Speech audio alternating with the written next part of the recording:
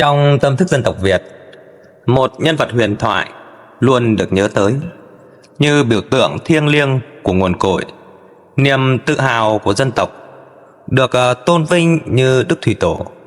Ngài chính là Kinh Dương Vương, vị vua đã sáng lập ra nhà nước sơ khai đầu tiên và đặt nền móng cho triều đại Hùng Vương.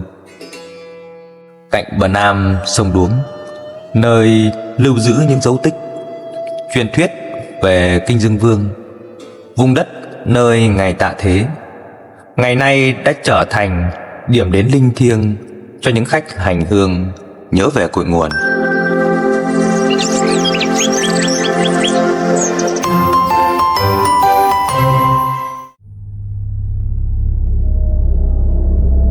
Một lần trên đường Kinh Lý qua đất Phúc Khang, nay là làng Á Lữ, nhận thấy nơi đây có sông núi bao quanh như rồng trầu hổ phục, tựa mảnh đất thiêng có tứ linh trầu về.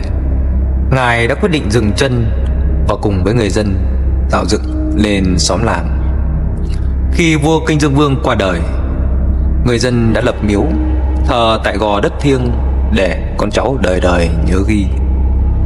Trải qua hơn 4.900 năm, ngày nay đây là nơi duy nhất ở Việt Nam còn lưu giữ dấu tích của thủy tổ người Việt. Đây được coi là trong những chốn linh thiêng bậc nhất, được xếp vào hàng miếu thời đế vương qua các triều đại. Mời các bạn hãy cùng Tiệp đi khám phá và tìm hiểu về khu di tích này.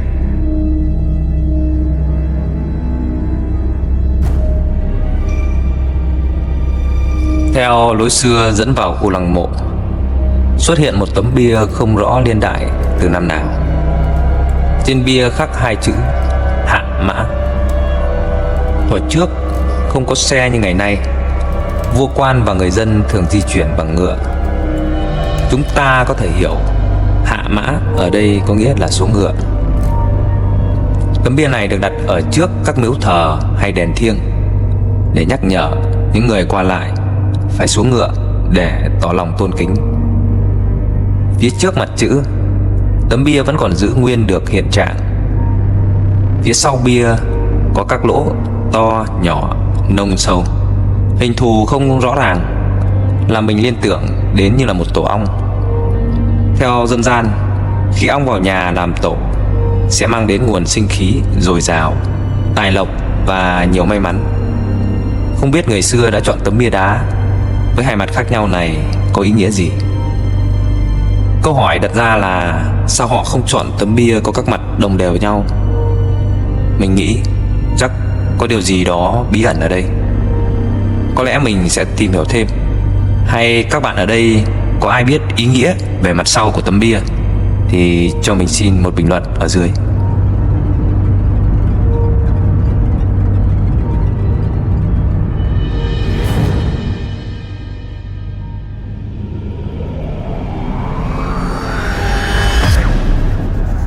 Tiến sâu vào lăng mộ, phía sau bức bình phong trấn trạch, hai chữ Bất Vong nổi bật lên như một điểm nhấn ấn tượng, thể hiện sự trường tồn không bao giờ mất.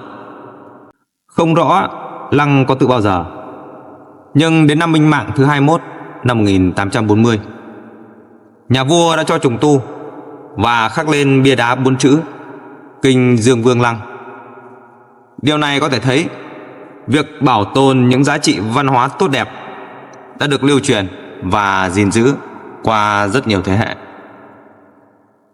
Phía ngoài giữa hai tầng mái là bức đại tự Nam Bang Thủy Tổ, ý nghĩa là vị vua tổ đầu tiên của nước Nam.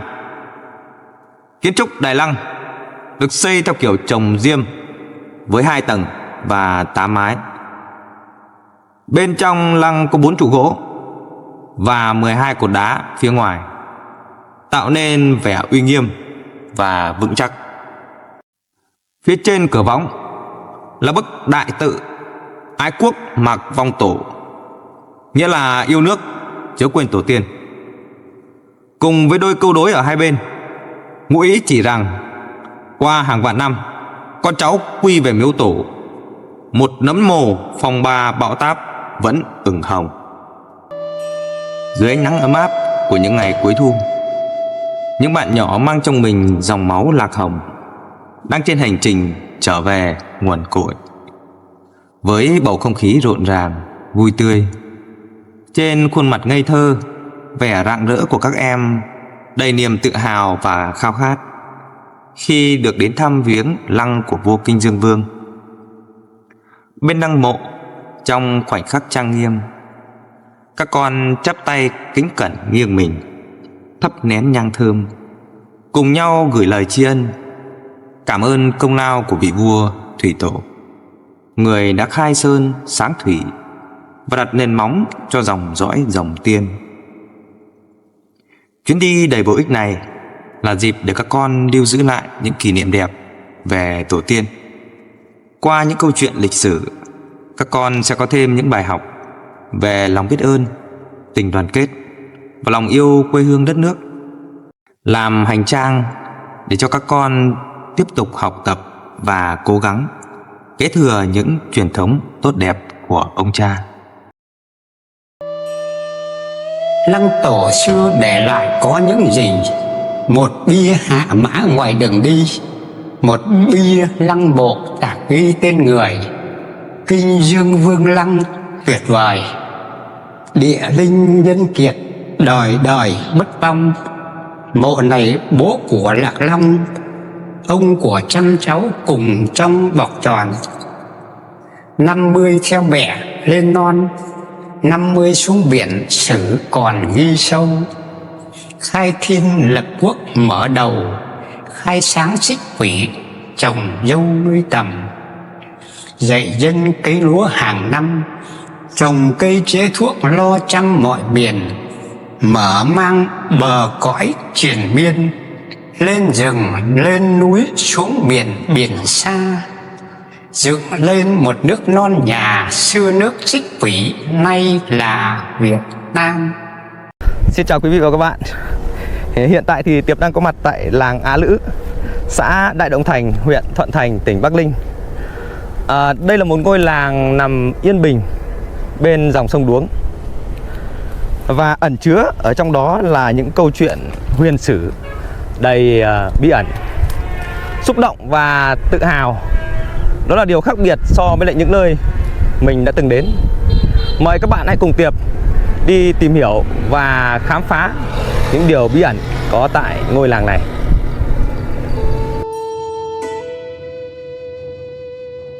Chỉ cách chân đê áng chừng 300 mét, trước mắt của chúng ta, ngôi đền hiện ra như một bức tranh từ quá khứ.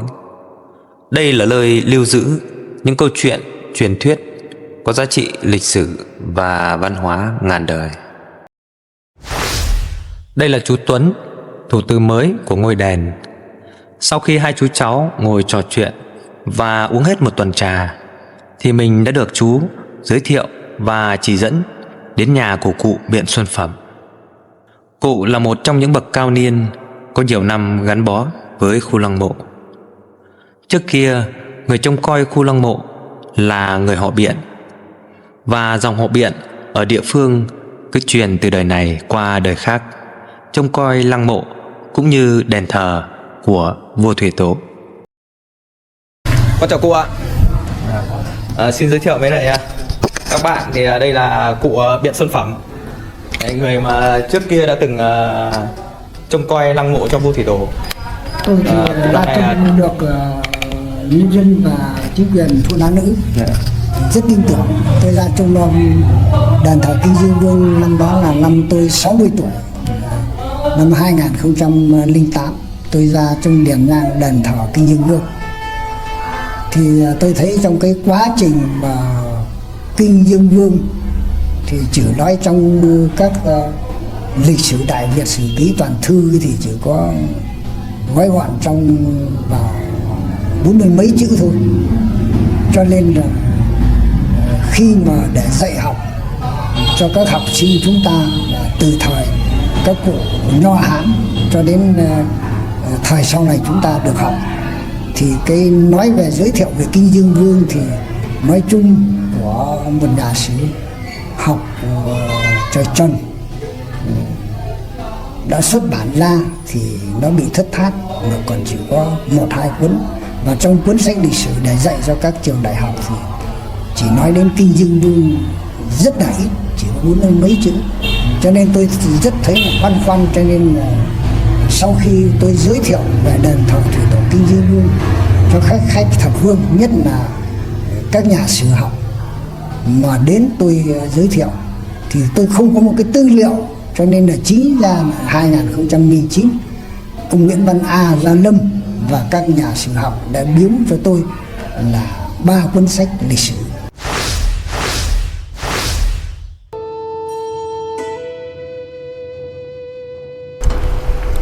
Với trách nhiệm là người giữ lửa cho truyền thống của quê hương, Cụ Biện Xuân Phẩm vẫn luôn đau đáu và trăn trở về câu chuyện của vị vua thủy tổ nước Nam.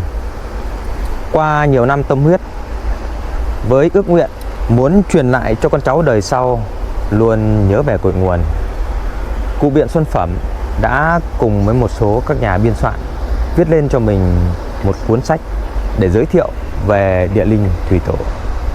Bây giờ xin mời các bạn hãy cùng Tiệp lắng nghe Cụ Biện Xuân Phẩm chia sẻ và giới thiệu về ngôi đền thờ linh thiêng này.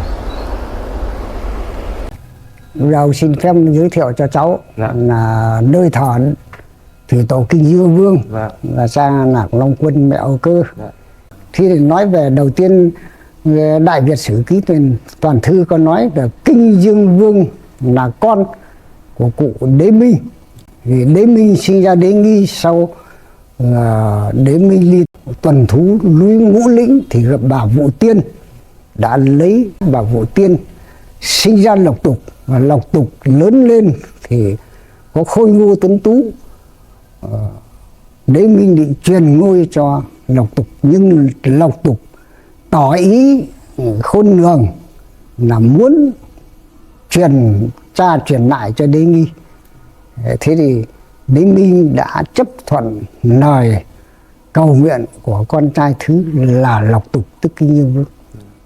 Thì cha có một cái mảnh đất của một quốc gia đã chia cho đất cho 2 con, thì Đế Nghi trị vì phương Bắc và Lộc Tục trị vì phương Nam. Lấy đích là 2879 năm trước Công Nguyên.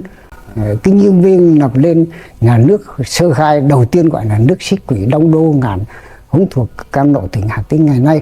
Nhưng chính lịch sử thì là đô cái đầu tiên nước sơ khai gọi là Bộ Lạc ấy, thì là nó chính là đất ở Liên Lâu, tức là Luy Lâu Chùa Dâu ngày nay. Thế thì Kinh Dương Vương mới lấy người con gái là Lữ Thần Long. Thì Lữ Thần Long thì mới sinh ra coi như là Lạc Long Quân. Thế Lạc Long Quân lấy Âu Cơ đẻ ra 100 bọc trăm trứng. Thì sau Lạc Long Quân nói với Âu Cơ rằng là làng là tiên, tôi là rồng tiên không ở được với nhau. Thì làng mang 50 con lên rừng khai hoang phục hóa, còn tôi là mang 49 con xuống biển để coi như là làm nghề trải lưới sinh sống. Còn riêng người con cả đầu tiên của Lạc Long Quân thì người đã phong gọi là Hùng Quốc Vương. Thế Hùng Quốc Vương mới nối ngôi cha đầu tiên lên thì là kế nghi sự nghiệp của cha, tức là đóng đô ở trên Phú Thọ bây giờ. Thế từ đó cho nên là cái triều đại vua Hùng đã nối tiếp được đến 18 đời vua Hùng. Có một điều vô cùng quý giá của quần thể khu di tích là còn bảo lưu được kho tàng di sản văn hóa vật thể và phi vật thể như thần phả, sắc phong, bia đá, hoành phi câu đối, cũng như tín ngưỡng và lễ hội. Các khách thập phương vẫn về. Thế ở đây thì để nói có những cái đôi câu đối để thấy được là cái nơi thờ mà có những cái đôi câu đối mà không đôi câu được. Ví dụ như là đôi câu đối là Nam Bang Thủy Tổ, tức là ông Tổ nước Nam. Cái đây là Lam Tổ Miếu, tức là miếu thờ ông Tổ nước Nam. Thần truyền thánh kế đây, vị thần tức là cụ Kinh Dương vừa là thần hoàng. Thánh kế tức là con trai mình là Lạc Long Quân Âu Cơ được nhân dân tôn làm thánh. hoặc là mẫu Âu Cơ được là tôn là thánh, thì tức là thần truyền thánh kế. Đấy, ở đây nhé. Thì trong này là chúng tôi có tổng số là vào độ 18 sắc phong, đi giữ được 14 sắc phong, còn 4 sắc phong của triều Trần. Thì trong cái sắc phong đầu tiên của vua Gia Long lên ngôi năm 1802, vua Gia Long lên ngôi.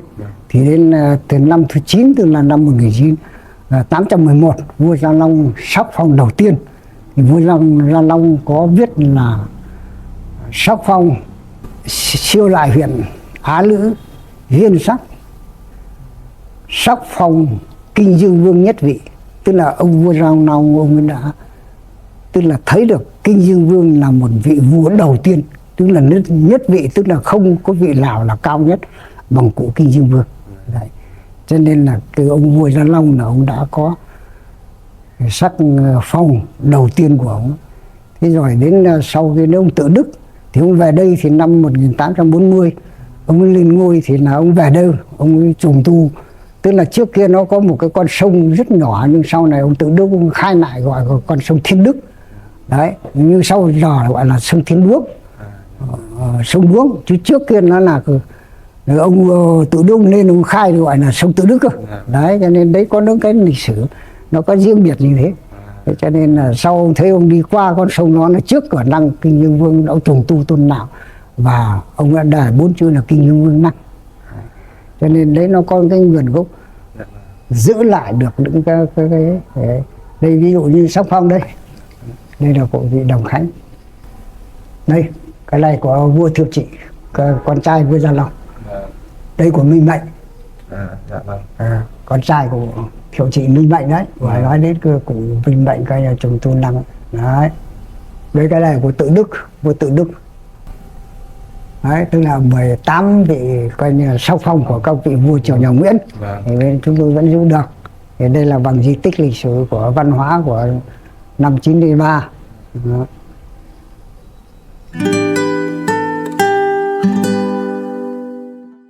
Làng Á Lữ là ngày xưa ấy, là gọi là làng Trang Phúc Khang, và có đền thượng thờ Kinh Dương Vương, đền hạ thờ Lạc Long Quân và Âu Cơ.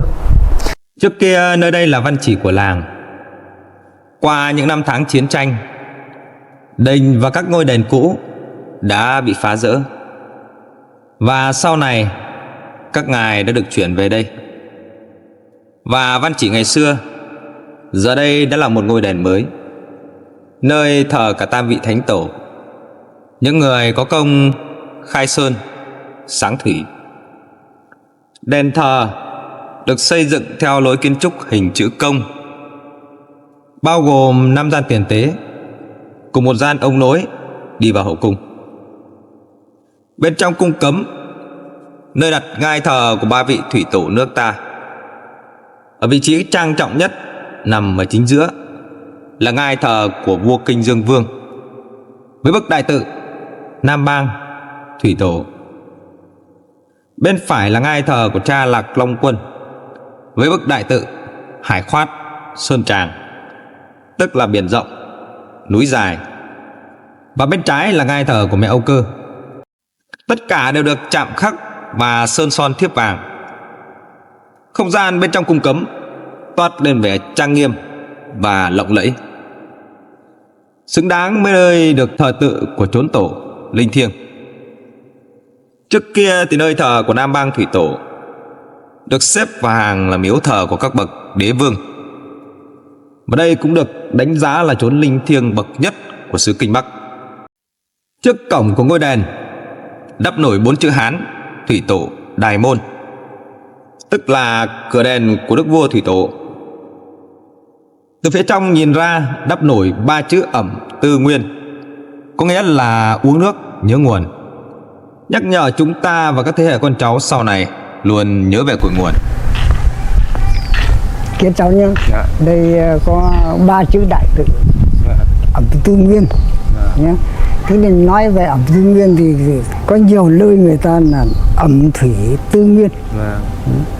Thế nhưng đây sao lại bỏ chữ thủy đi, đúng không? Tư Nguyên thôi.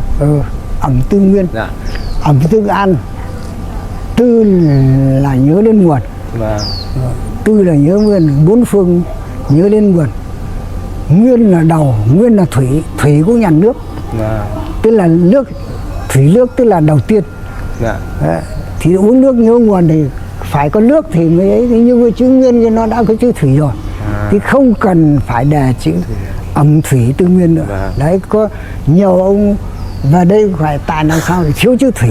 Dạ. Thế nhưng ông phải hiểu rằng cái tư nguyên này nó có dấu chấm thủy rồi, Vâng, thì nó đã đại diện cho chữ thủy rồi, Dạ, đúng vâng, không?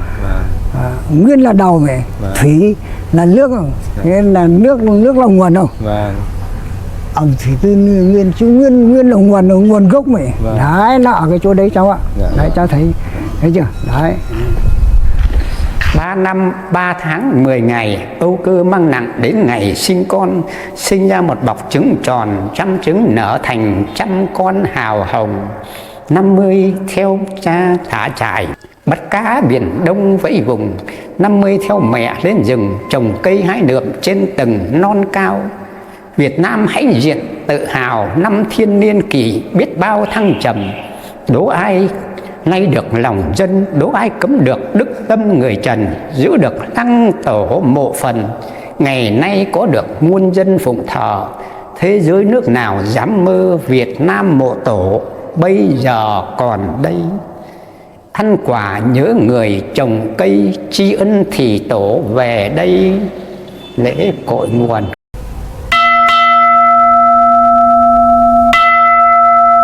Trước kia thì lăng không được như bây giờ. Ngày xưa thì lăng được xây trên nền gạch cũ và có một tấm bia đá đã nhuốm màu thời gian.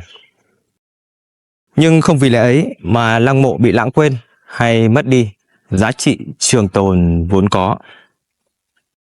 Trải qua rất nhiều năm tháng tại đây, các thế hệ những người con của làng Á Lữ vẫn kế thừa truyền thống, nối tiếp, thay nhau phụng sự nhang đèn, gìn giữ cho nơi an nghỉ của vua Thủy Tổ.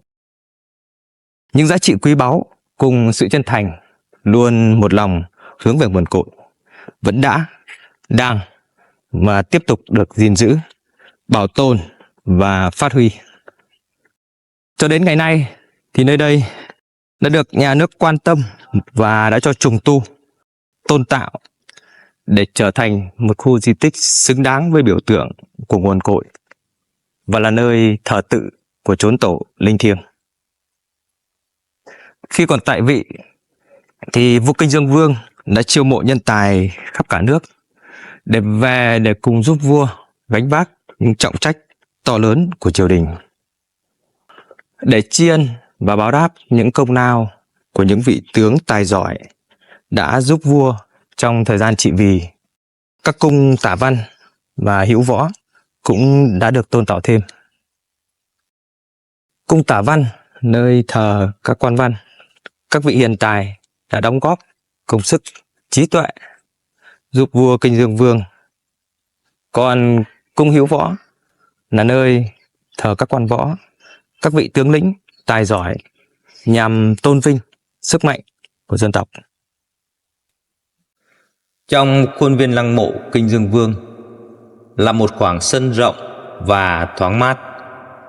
Xung quanh là cây cối xanh tươi với những hàng cổ thụ rợp bóng. Phía sau lưng của lăng mộ tôn tạo nên một ngọn núi với thế đất tựa sơn, hướng thủy, nơi nhìn ra dòng sông Đuống hiền hòa. Trước cổng chính có đôi rồng trầu, cũng là biểu tượng của sự che chở để bảo vệ cho vùng đất linh thiêng này.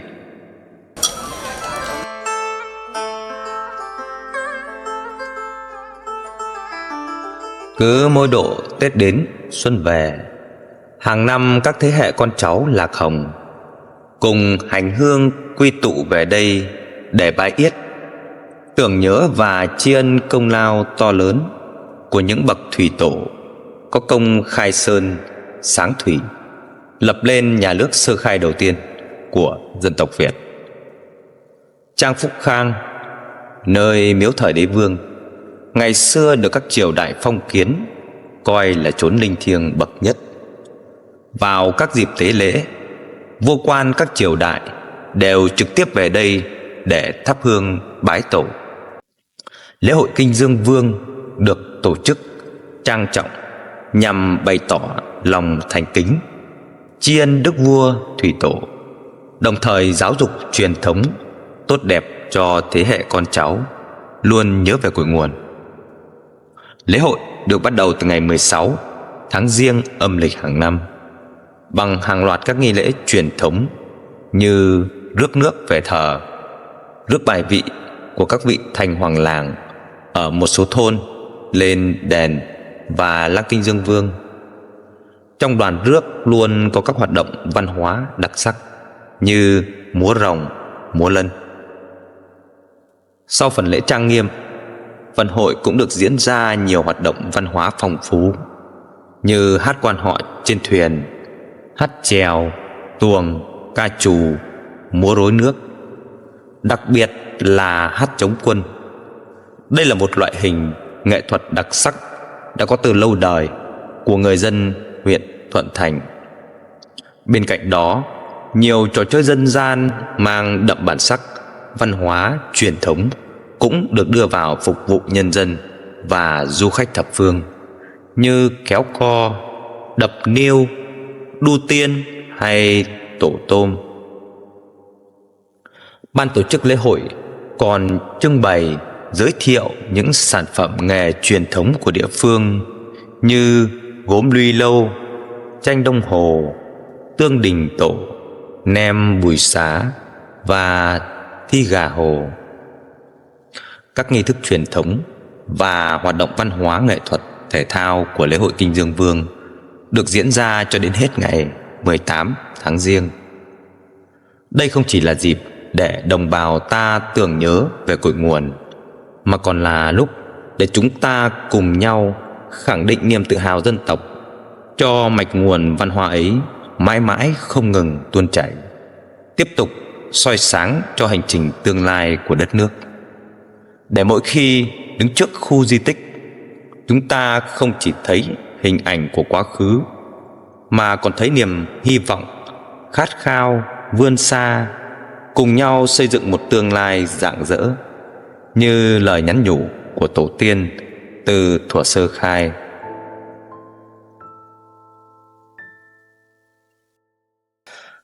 Là một người con đất Việt, sau chuyến thăm đền thờ và lăng vua Kinh Dương Vương, được trò chuyện với người dân nơi đây và được nghe những câu chuyện về vị Nam Bang Thủy Tổ đã giúp mình cảm nhận rõ hơn về bức tranh từ quá khứ. Thật xúc động khi mình đã được tận mắt chứng kiến nơi thờ tự linh thiêng này. Đây là khu di tích độc đáo và thiêng liêng nhất của Việt Nam, nơi đánh dấu mốc lịch sử quan trọng cho một sự khởi đầu của dân tộc, là cội nguồn thiêng liêng của dòng dõi con Lạc, cháu Hồng. Tại ngôi làng Á Lữ này còn rất nhiều câu chuyện truyền thuyết linh thiêng và bí ẩn, như câu chuyện về bà chúa Á và sự ly kỳ của những dấu chân từ xa xưa do bà để lại, hay câu chuyện về cây gạo cổ thụ bên lăng Tổ, và còn nhiều câu chuyện khác nữa như chiếc thuyền độc mộc dưới đáy sông, hay vị sư trụ trì cuối cùng của ngôi chùa Đông Linh Bát Nhã. Những câu chuyện huyền sử đầy bí ẩn. Mình xin phép được để ngỏ ở đây và dành lại sự thú vị đó cho các bạn có thời gian đến thăm đền và lăng vua Kinh Dương Vương. Cảm ơn các bạn đã xem hết video. Chúc các bạn thật nhiều sức khỏe. Xin chào và hẹn gặp lại.